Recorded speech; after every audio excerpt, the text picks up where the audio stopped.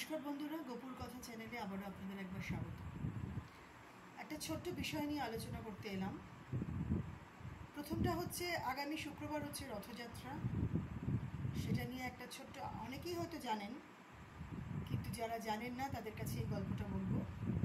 আর একটা হচ্ছে অনাবসর এবং তার সাথে অম্বুবাচী। এখন অম্বুবাচী চলছে এবং অনাবসরও চলছে। অনাবসরটা কি? অনাবসর হচ্ছে এই যে 108 কলস দিয়ে জগন্নাথ দেবকে স্নান করানো হয়, তার ফলে তার জ্বর হয়। এই জ্বর হওয়ার দরুন তিনি টানা 3 থেকে 4 দিন বিশ্রামে থাকেন তার গর্ভগৃহে। এবারে মনে হতেই পারে যে ভগবানেরও কি জ্বর হয়? হ্যাঁ, হয়। কারণ এইভাবে দেখুন, যখন তিনি শ্রীকৃষ্ণ যখন মানুষ রূপে এসেছিলেন, তার দেহটা কিন্তু যখন তার পায়ে যখন একজন ব্যাধ তার পায়ে যখন তীর নিক্ষেপ করলো এবং তার যখন সে যখন মৃত্যুবরণ করলো শ্রীকৃষ্ণ, তখন তো অর্জুন তার দেহটা তার কথা মতো উড়িয়ে দিয়েছিল এবং তার হৃৎপিণ্ড যেটা, তার যে হার্ট, সেটা কিন্তু পোড়ানো যায়নি। সেটাই তখন ভাসিয়ে দিয়েছিল এবং সেটাই ভাসতে ভাসতে ভাসতে ভাসতে গিয়ে নীলাচলে, মানে পুরীতে গিয়ে কোনো এক গাছের গুড়ির মধ্যে সেটা স্থান পায়। এবং তখনকার যে মহারাজা ছিলেন, রাজা ইন্দ্রদম্নু, তাকে স্বপ্ন দেওয়া হয় যে আমি এখানে আছি, তুমি আমাকে প্রতিষ্ঠা করো। তারপরে গল্প তো সবাই জানেন, ওখানে ওই কাঠ কেটে জগন্নাথ দেবের ওখানে তৈরি করা হয় এবং জগন্নাথ দেবকে প্রতিষ্ঠা করেন মহারাজ ইন্দ্রদম্নু।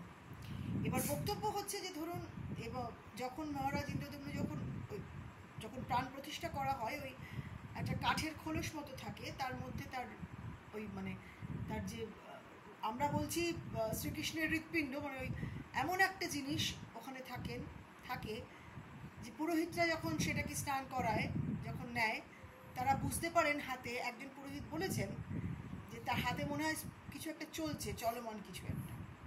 তো শব্দ তো মিথ্যে নয়। এবার অনেকেরই মনে হতে পারে আমরা তো দেখিনি। শুনুন, দেখবো, এত বড় পুণ্য তো আমরা করিনি, না দেখেই তো আমাদের সবটা উপলব্ধি করতে হবে। দেখলে তো হয়ে যেত, এত কি পুণ্য আমরা করেছি যে আমরা দেখবো না। এবারে পরের কথাতে আসছি। এই যে জ্বর হয়, আপনারা ভাবুন না, যদি কোনো বাড়ির বাচ্চাকে বা কোনো মানুষকে যদি 108 কলস দিয়ে স্নান করানো হয়, তার তো খুব স্বাভাবিকভাবেই জ্বর আসবে। তো সে তখন অসুস্থ হবেই। এবং আরও একটা যদি অন্যভাবে দেখেন, তারও তো বিশ্রামের দরকার। সারা বছর ধরে পাপি ধাপি, ভালো মন্দ, রোগী শোকী সমস্ত মানুষরা খালি তার কাছে গিয়ে চেয়ে আসছে। কত দেবে? কখনো তো একটু তারও বিশ্রামের দরকার। এইভাবে ভাবুন। সেই বিশ্রামের জন্যই নীলাচলে তিনি গর্ভগৃহে থাকেন।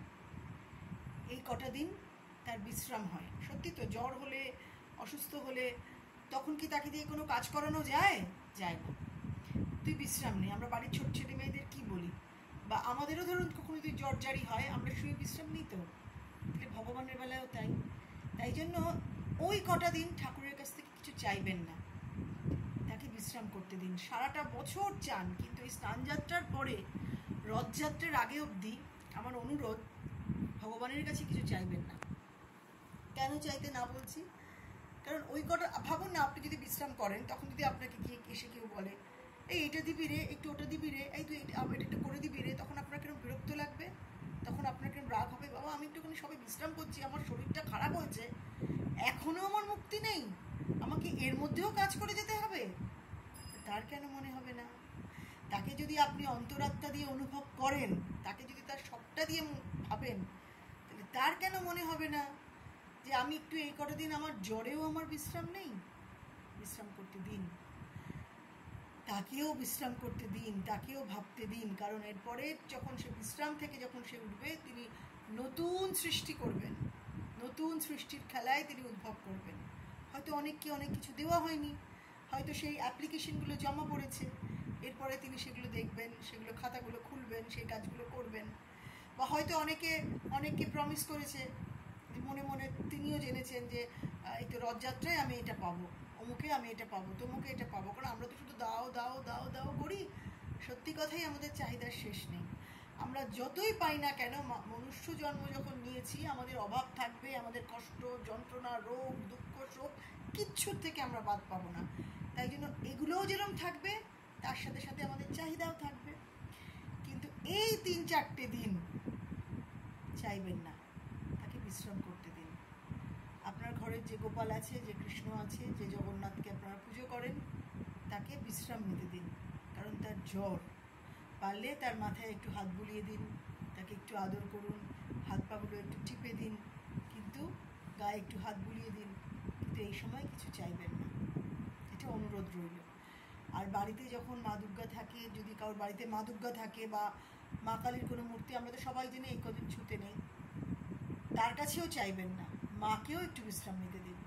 দেখুন, এক জায়গায় কামাখ্যা নীল পর্বতে, আরেক জায়গায় নীলাচলে মহাপ্রভু। তো এই যে দুজন, এই দুজন কিন্তু একে অপরের প্রতিপক্ষ নয়, কিন্তু যেন পরিপূরক।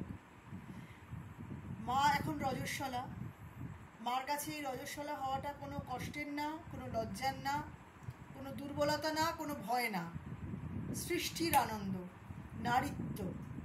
রজস্বলা হওয়া মানে নারীত্বের প্রকাশ। মা সৃষ্টির প্রকাশ করবে, সৃষ্টি হবে, তার সন্তানাদি সৃষ্টি হবে, ধরিত্রীর বুক থেকে সৃষ্টি হবে। আবার আরেক দিকে তিনি বিশ্রাম নিচ্ছেন, তিনি এখন গর্ভগৃহে আছেন, তাকেও অনেক কিছু ভেবে নতুন সৃষ্টি করতে হবে। তাই জন্য যখন কেউ কোনো, আমরা যখন কেউ কোনো মন দিয়ে কোনো বিশ্রাম নেয় বা কোনো কাজ করে, বা ধরুন কোনো অফিসে যাচ্ছে, ও একটু রেস্ট নিচ্ছে রে, ওকে একটু ছেড়ে দে, একটু রেস্ট নিতে দে। বাড়িতে যখন কেউ ঘুমোবে, দেখবেন বাড়ির বড়রা বলে ঘুমোচ্ছে যখন, তাকে ডাকিস না। বা বাড়ির বয়স্ক মানুষরাও যখন ঘুমোয়, ছোটরা বলে বাবা ঘুমোচ্ছেন বা মা ঘুমোচ্ছেন, ডেকো না। তা যদি আমরা আমাদের বেলায় এরকম ভাবতে পারি, আর যাদেরকে আমরা সারাটা বছর, সারাটা মাস, সারাটা সপ্তাহ, সারাটা দিন, প্রতি মুহূর্তে, প্রতিক্ষণ বিরক্ত করি, সারাক্ষণ সর্বসময় চাইতে থাকি, তাহলে এই কটা দিন কি তার বিশ্রাম একটু কাম্য নয়? বিশ্রাম করতে দিন, মাকেও বিশ্রাম করতে দিন, বাড়ির ঠাকুরদেরকে একটু বিশ্রাম করতে দিন। কারণ এখন ধরিত্রী কিন্তু রজস্বলা, মাকে মানে মা আর পারছে না, নিজেকে দিয়ে অনুভব করুন। আর আরেকজনের কিন্তু সে জ্বরে কাবু, সুতরাং পারলে তার মাথাটা একটুখানি হাত বুলিয়ে দিন, মনে মনে দিন বা এমনি দিন, বা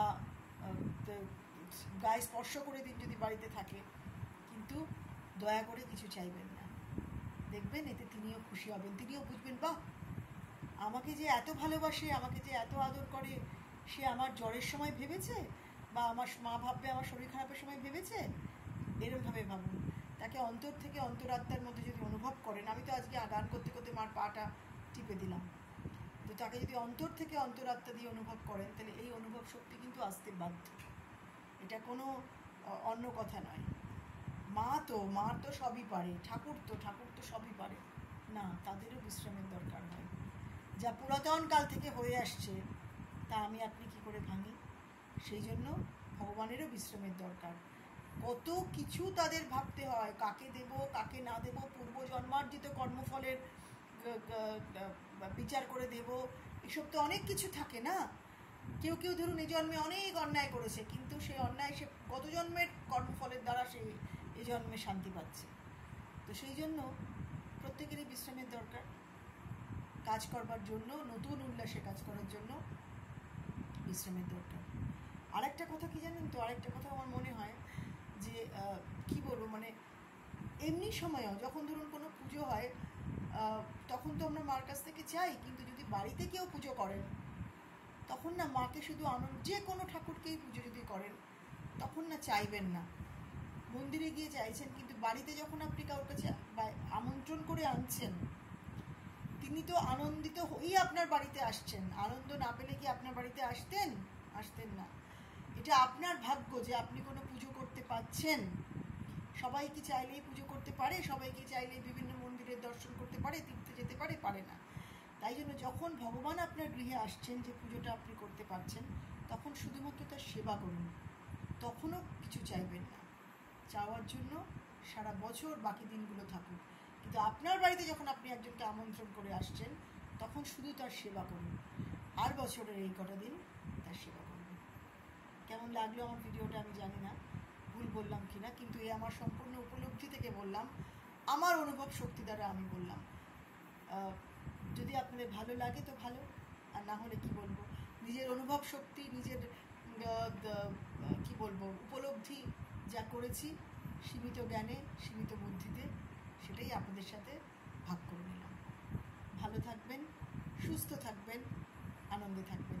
আর গপু সারাক্ষণ খালি গায়ে থাকে, কিন্তু এই কদিন যেহেতু জ্বর একটা ভাব, আমারও খুব শরীরটা খারাপ লাগে, তাই জন্য গপুকেও একটা খুব সুন্দর নীল জামা পরিয়েছি।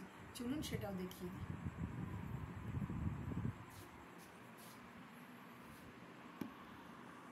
দেখুন,